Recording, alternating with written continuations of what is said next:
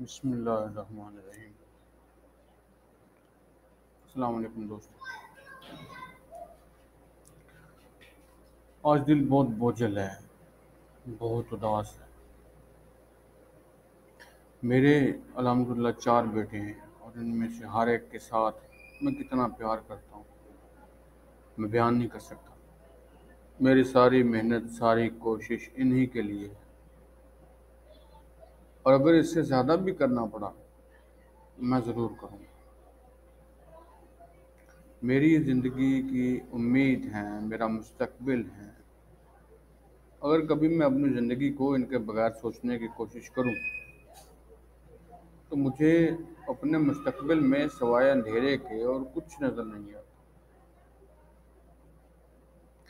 ये ख्यालात सिर्फ मेरे नहीं बल्कि हर साहिब औलाद के हैं।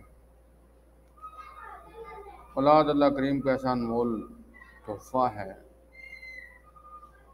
बंदा इस एहसास को अल्फाज में बयान नहीं कर सकता और शायद वालिदैन के बाद ज़िंदगी का सबसे कीमती असासा यही है।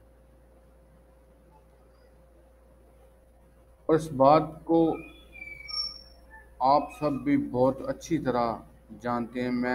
मेरी तो बस ये तमहीद है।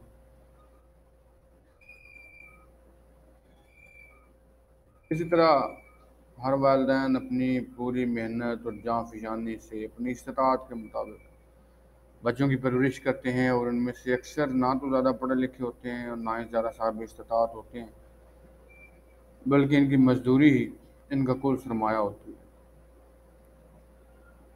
और उनके बच्चे जो जवानी की दहलीज पे पहुँचते हैं, वालिदैन उनको रोज़ाना देखते हैं। रोज़ाना उनको एक नया हौसला मिलता है, एक नई उम्मीद मिलती है। पहले से ज़्यादा खुश होते हैं, मुतमईन होते हैं। कहते हैं कि अल्लाह तेरा शुक्र है, हमारे मुश्किल दिन कटने वाले। बहुत जल्द मेरा बेटा मेरा बाजू बनेगा, हमारे मुश्किल दिन कट जाएंगे, आसानियाँ शुरू होंगी।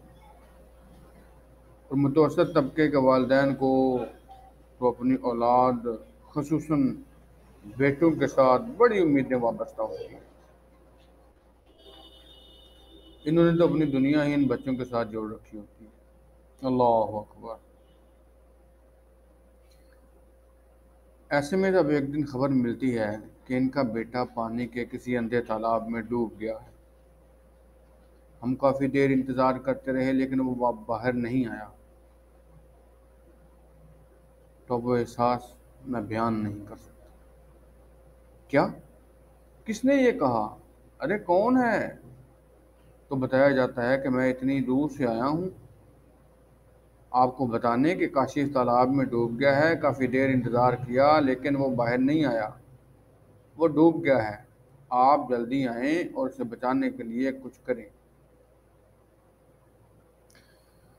तब इन वालिदैन के दिल और दिमाग में मुकम्मल अंधेरा छा जाता है। तब इनकी बेचैनी अल्फाज के अल्फाज से बहुत गहरी हो जाती है। मेरा बेटा, मेरा काशिफ, वो सामने नजर आ रहा होता है, पानी में गोते खाता हुआ, मदद के लिए पुकारता हुआ।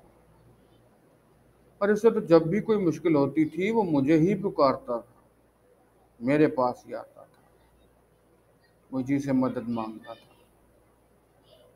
वो पानी में सांस कैसे ले रहा होगा?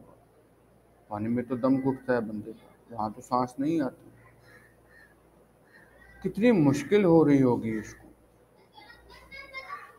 इस लड़के को आए हुए भी कितनी देर हो गई और ये भी बता रहा है कि मैं वहाँ भी काफ़ी देर इंतज़ार करता रहा लेकिन वो ना आया। अब तक मेरे बेटे का क्या हाल हो गया होगा, कहीं देर ना हो जाए। तब वो वाले सरपट इस तालाब की तरफ दौड़ लगा देता है। सारा रास्ता हज़ारों वसवसे इसकी राह रोकते हैं लेकिन वो अपनी इस उम्मीद को अपनी इस मुट्ठी में महफूज किए भागता रहता है और खुदा से इल्तिजाएं शुरू कर देता है। खुदा, मैं वहाँ पहुँचूँ तो मेरा बेटा मेरे सामने खड़ा हो। अल्लाह मेरे बेटे को कुछ ना हो, अल्लाह मेरे बेटे को बचा लेना। वो सोच रहा होता है कि जैसे मैं वहाँ पहुँचूंगा तो मेरा बेटा सामने खड़ा होगा, मुझे देख के मुस्कुराएगा और कहेगा कि बाबा देखें मुझे इस अंकल ने बचा लिया। मैं डूब रहा था बाबा, लेकिन इन लोगों ने मेरी मदद की और मैं बच गया। लेकिन जब वो वहाँ पहुँचता है तो लोगों का हजूम वहाँ मौजूद पाता है, तब इसकी उम्मीद और मजबूत होती है। इतने आदमी हैं यहाँ पे, ज़रूर बचा लिया होगा इन्होंने। हजूम के दरमियान पहुँच कर भी बेटा ना पाकर बदन में एक टीस महसूस करते हैं। वही टीस जो निदा के वक्त इंसान की मौत का आगाज करती है।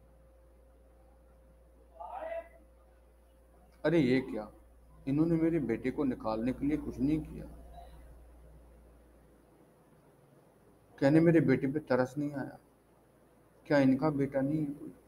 अपनी औलाद नहीं है इनकी? क्या ये अपनी औलाद से प्यार नहीं करते? ये अपनी औलाद का सोचकर ही मेरे बेटे को बचा लेते। बल्कि बचाना क्या, ये तो फेसबुक, इंस्टाग्राम, ट्विटर और व्हाट्सएप पर वीडियोस बना बना कर अपलोड करने में मसरूफ है। मेरे बेटे को बचाने की तो कोई कोशिश नहीं कर रहा। तब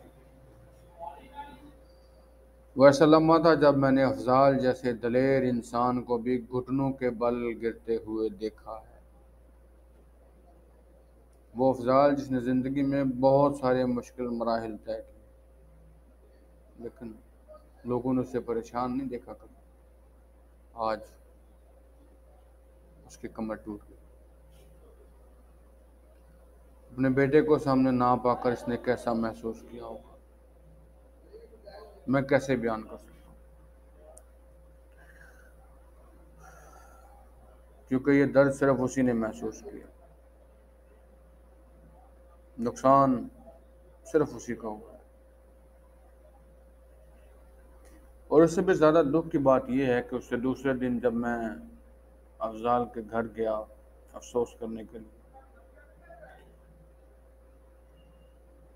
मुझे समझ नहीं आ रही मैं इस बात को किन अल्फाज में बयान करूं कि लोग वहाँ आ रहे हैं, आके उसके गले लगते हैं, उसके कहते हैं उसे बस भाई जो खुदा की मर्जी, और उसके साथ वाली चारपाई पर बैठकर वो लोग आपस में ऐसे गप्पे लगाते हैं। उसके बाद आपस की बातें शुरू हो जाती हैं। वो बेचारा अकेला बैठा है। हमारा जाना, हमारा आना उसकी हौसला अफजाई के लिए नहीं है, बल्कि एक हाजिरी लगवाना है कि मैं सामने हूँ, एक बार लो जी मैं भी आया था। बहुत परेशान हूँ मैं सूरत हाल को देख के। हम लोगों के अंदर, हमारी नस नस में ये जो बेहिसी सरायत कर चुकी है, हमारा सिर्फ अपनी हद तक सोचना, सिर्फ अपने आप को सोचना हमें बहुत नुकसान दे रहा है। इन्हीं खबरों में ही मैंने सुना है कि शायद कुछ दिन पहले यहाँ कोई करीबी गांव है बेगा, वहाँ पे भी ऐसा एक वाकया हुआ है। अंधे जोड़ में एक बच्चा गिरा और वो फौत हो गया। और वो भी लाला मूसा सदर पुलिस स्टेशन की हदूद में ही आता है। 2 बच्चे, ये नुकसान हो गए। और हमें अब भी इस बात पे हमारा कोई बिल्कुल भी हमारी तवज्जो नहीं है कि हमें ऐसे जौहर नहीं बनने देने चाहिए। हम क्यों ऐसा सोचते हैं? खैर है, उसका बेटा फौत हुआ, वो हमारा ही था, हम में से ही था। हमें क्यों इंतज़ार है कि पहले हमारा नुकसान हो और उसके बाद फिर हम सोचेंगे, उसके बाद स्टेप लेंगे। खुदा अपने बच्चों का बहुत ख्याल रखें।